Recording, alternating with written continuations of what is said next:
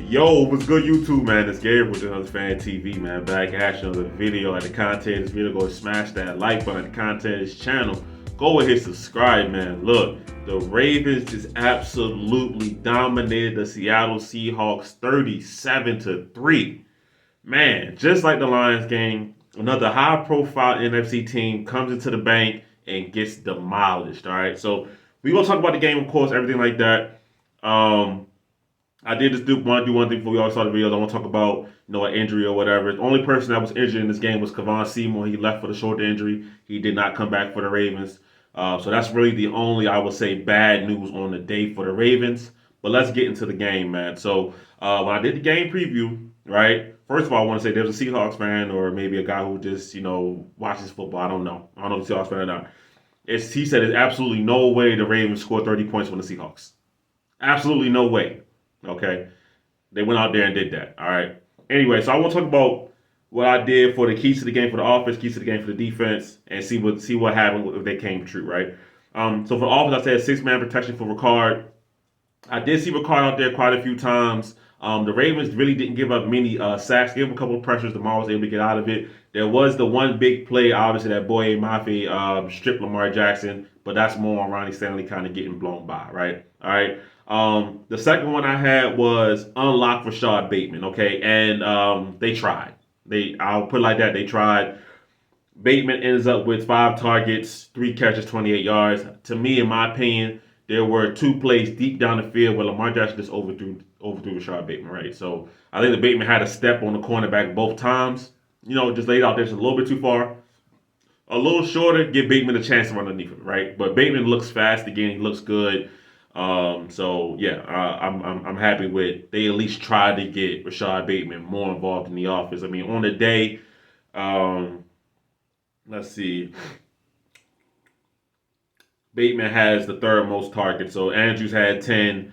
Odell Beckham had 7 targets, and Rashad Bateman ends up with 5 targets. So, they try to get him more involved in the mix. All right, cool. Now on defense, I said that take advantage of turnover opportunities. What did Geno Stone do? Got an interception on Geno Smith. And because we know Geno Smith I think he's playing really good football. He's a good quarterback, but he will give the other team an opportunity to get the ball back. He just will, right? It's a part of his game. And Geno Stone took advantage of that. Also, strip sack, Kyle Van Noy, great play. And then I said stifling red zone defense. All right, that pretty much came to fruition. I mean, the Seahawks didn't get to the red zone very often, but they ended the game with 3 points, right? So the keys to the game hit pretty good, hit pretty good. And then I said the X factors were the Seahawks' top 3 wide receivers versus the Ravens' top 3 cornerbacks. And I would say that hit pretty well as well. I mean, the Seahawks, now Jackson Smith and Jigba had 6 catches for 63 yards. He got off a little bit. But DK had 1 catch for 50 yards. He caught that one deep end across the field. And then Tyler Lockett had 3 catches for 32 yards, right? And that's it. All right, so Jackson Smith and Jigba did his thing a little bit. Shout out to the Rook. But mainly, great day all around for the Ravens. All right, so I guess right now let's talk about the offense, what I like to see out there. Then we're going to talk about the defense. All right, because I think the defense deserves their own, section later. So for the offense, right, I thought the Ravens came out not sluggish, but the Seattle played good defense. Then obviously on the second drive of the game, the Ravens had kind of poor field position, so that was an easy kind of 3-and-out right there. But overall, once the second quarter got rolling, the run game got started. That was first off started off with Gus Edwards, guys like that. I thought Lamar Jackson Day was playing point guard, very very efficient in the passing game. 187 yards, nothing crazy there, but 21-26, very very efficient kind of game for Lamar Jackson. I thought he was on point to pretty much all his throws except for the ones I mentioned earlier. I feel like he kind of missed Rashad Bateman deep down the field a little bit. But besides that, Lamar Jackson was on time, on target. And the Ravens looked good second quarter on, moving the football down the field against the Seattle defense, right? And the Seattle defense is good. So it's not like they did against a defense that's lackluster or a slouch. It has a lot of similarity to the Lions game, where it's like there's a good team coming in here and the Ravens just roll over them. So this kind of tells me a couple things is that this Ravens run game, Ravens offense is very, very difficult to stop just because they can throw a lot of things at you, right? Obviously, Lamarcus still has his great legs, but Gus Edwards. Now you add Keith Michelin to the mix. We'll talk about him. They have a lot of guys you could just throw into the mix, and then you have this drop back passing game, which is only getting better each and every week. All right, so let's talk about some players of the game for the offensive side of the ball. All right, so excuse me, sorry. So one, Mark Andrews, right? That's for me. We're gonna start with Mark Andrews. Mark Andrews had 9 catches, 80 yards, no touchdowns, but he caught 9 out of 10 targets, multiple first downs. And then when the Ravens needed a big play, Mark Andrews was right there as usual, on time, on target. Another great game for Mark Andrews, right? I think about the play. I think it might have been maybe second quarter or maybe beginning of the third when the Ravens are in like a 3rd and 16 or situation like that. Lamar dumps it down to Mark Andrews. He goes around the outside and gets 15 yards. He lets the Ravens set up for a 4th and 1. The Ravens convert that 4th and 1, right? So without Mark Andrews doing that, the Ravens are in a position to convert. Big play right there, all right? And then the other main standout is Keaton Mitchell, man. Keaton Mitchell, 9 carries, 138 yards, 1 touchdown, then a long run down the field in the second half of 60 yards. This dude has a different element of speed. We've been saying it all along. I've been talking about Keaton Mitchell since training camp. He just keeps standing out. When the first start in the start of the season happened, and he had to be sidelined because he had that I think it was a shoulder injury or something like that, or a chest injury. He had to miss the first 4 weeks of the season. That was a real bummer, man. But seeing him out here now, I love what Keith Mitchell is doing. I really, really love what Keith Mitchell is doing. This has been a long time coming. We've been waiting for the Keith Mitchell thing to happen. It finally happened. So that's just another added piece to the Ravens' run game. And this is also why I was saying that all along. Like, as it stands right now, right? I mean, we're still only at the midpoint of the season pretty much, but I wasn't too worried about the Ravens trading for a running back. I feel like Gus, Keaton, Justice Hill is enough to get the Ravens over the line right now. All right, injuries happen, you never know, but as it stands right now, I think that's enough. All right, and then we're talking about Odell Beckham, right? Now, Odell Beckham did have a bad play today. The fumble, he was too loose with the football, fumbled the ball, ended the half. That's a bad play. He can't do that. He's a veteran. He knows that. All of that kind of good stuff, okay?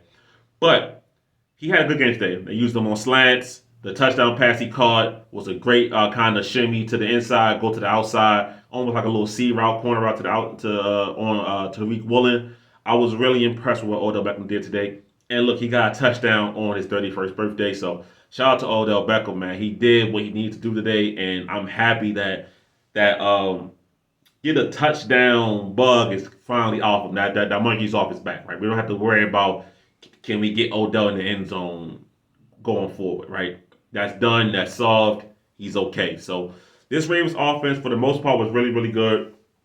Second half, I will say, I thought they got too conservative again with the play call. I would like to see them put the ball down the field a little bit more, but you can't get too mad when you're already up 20-3, 23-3, and things like that. You just add on at that point, right? Can't get too mad. Also, the ball on the ground, right? The Ravens are still having an issue fumbling the ball. Lamar Jackson and Justice Hill at the mesh point is still a disaster. That happened again. And then the last thing, Ronnie Stanley got beat by Boye Mafe, like I mentioned the strip sack earlier. Ronnie Stanley seems to have a hard time dealing with speed guys at the moment. I guess that's for all, tackles. Speed guys are hard to deal with, but you would like to see a little bit better out of Ronnie Stanley because honestly, on that drive, Boye Mafe beat Ronnie Stanley twice. All right. One time, Lamar Jackson was able to escape the pocket and get like a 20, 25-yard run out of it.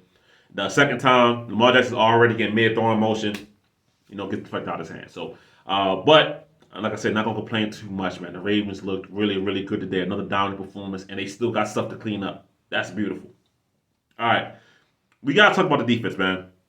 The defense truly excelled today once again. All right, Geno Smith, right? 13-28, 157 yards, no touchdowns, 1 interception, 4 sacks. All right. He had a QB rating of 49.3 today. All right.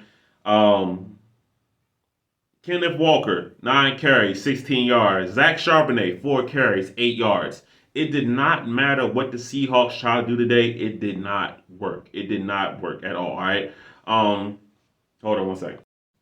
All right, so the Seahawks could not get much going on in terms of offense today, right? So let's talk about standout players just from watching the game on the Ravens defense, all right? Kyle Van Noy, great game. Justin Madubuike, great game. David Clowney, great game. Michael Pierce, great game. The entire Ravens defensive line was on fire today. All right, we're talking about pressures, sacks. We're talking about deflections, multiple pass deflections today for the Ravens defensive line. That's something that honestly I thought the Ravens might lose a little bit when they lost Calais Campbell, but I'm glad to see that they're still getting their hands up, batting balls down at the line of scrimmage. Right, that makes it easier for everybody on the back end. Geno Stone, another interception. He could have had number 7 today, but the ball was a little high, so he dropped that one. I mean, incredible on the back end. Marlon Humphrey, for all the talk that people are having about Marlon Humphrey, how many catches did he allow today? Not many. I seen him one-on-one with DK Metcalf locked up. I seen him one-on-one with Tyler Lockett locked up. Okay? So this idea that Marlon Humphrey is not good, he's not the player he once was, let him get back in the game shape. Because he's still Marlon Humphrey, a damn good corner, right? Kyle Hamilton had dropped the interception. It's hard to call it a drop. I mean, he did make himself do push-ups because he felt like he should have caught it, but it was a tough play. He was diving over top of the back of a Seahawks player. It would have been a tough catch, but he was there on the interception. Could have had that one. He was in the backfield multiple times. Short tackler. I mean, everything you want to see from this Ravens defense was great. This Ravens defense is going to borderline on being a historic kind of defense, okay? I don't know. I mean, I guess you could say versus the Cardinals, they went kind of prevent, and that's why all the yards were allowed. But this Ravens defense today, this kind of defense, which is what they've been playing most of the year, you can't do anything with them, all right? And it's just all spread out. I mean, Patrick Queen and Roquan Smith only had 6 tackles and 5 tackles respectively today. Right? They didn't even have to go crazy today for this Ravens defense to do what they did. All right. Let's talk about sacks, right? Justin Madubuike 1 sack. Odafe Oweh 1 sack. Should have had 2. He missed Geno Smith earlier in the game, probably like in the first quarter. Kyle Van Noy had 2 sacks on back-to-back plays. Kyle Van Noy had a huge sack. Geno Stone. Oh, sorry. I was talking about Geno Stone with the interception. All right. Pass deflections, Kyle Hamilton with 1, Jadeveon Clowney with 2, Geno Stone with 2, Michael Pierce with 1, Travis Jones with 1. All right. This Ravens defense was literally all over the field, right? And let's talk about Kyle Van Noy, right? It's something about veteran pass rushers wearing number 50 that the Ravens just keep getting the best out of these guys, so what they have to give. Kyle Van Noy right now, Justin Houston the previous couple of years before him, right? So with Kyle Van Noy, just played this game, right? The Ravens had just Odell Beckham had just fumbled into the first half. The Seahawks had an opportunity to maybe drive down the field and get back into the game, make it a little bit of a closer game. I think at that time it was 14-3, right? The Seahawks get a touchdown here. Now it's 14-10 going into halftime.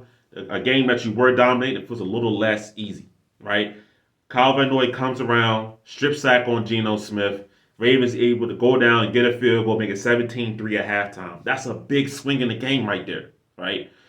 This Ravens defense is playing at a lights-out, phenomenal kind of level. And listen, this Ravens offense is good at the moment, right? But this Ravens defense is great, right? It's great. And once the offense, to me, the offense is continuously climbing. If the offense ever reaches the level consistently that the defense is at, the Ravens are the surefire, to me, best team in the NFL. Because when you have both sides of the ball working like this, you're only going to be up there with the Eagles, the Chiefs, and maybe the 49ers if their offense gets right as well, right? Those are the kind of teams you're competing with. Everybody else is not going to have the kind of talent, focus, and ability that the Ravens can have when they play teams that are up to their level, right? Now, the good thing for the Ravens is when you make the playoffs, you ain't going to be playing the Cardinals, right? You're going to be playing good teams all the time. So hopefully this kind of level of attention stays. I think it will. So this Ravens team is truly one of the best teams in the NFL. They are truly putting people on notice that if playoff games have to come through M&T Bank Stadium, it may be trouble for opposing teams coming in here because the way the Ravens are holding down home field right now is looking very, very scary. I love what I'm seeing from the Ravens. This game was a true total team effort. Like I said, the offense could still clean up some things. The fumbles, a little bit complacency in the second half. But it's hard to complain when, once again, you have a team that was coming in 5-2, first in their division, and was, a really good team. Seattle is still a good team. Same way I feel about the Lions. You're still a good team. you just ran into a Ravens team that's playing out of their minds at the moment, right? So now you don't want to be the best team in the NFL. Well, I mean, you could be the best team in the NFL at any point, but the goal isn't to be the best team in the NFL right now. You want to have that for later in the year. You know what I mean? I don't feel like this Ravens team is peaking. I feel like they can play even better. So that's what I'm excited for. This Ravens team can play even better. So yeah, man, 37-3, Ravens with the dub. Give me your thoughts. Give me the comments, man. It's a day of celebration. Like I said, there's no trash talk to the Seahawks fans, anybody who's on the preview video, but you know, this Ravens team is for real, right? This Ravens team is very, very serious. So, but yeah, I'm gonna get out of here, man. Y'all have a beautiful day. It's Gabriel, just on Fan TV. I'm out.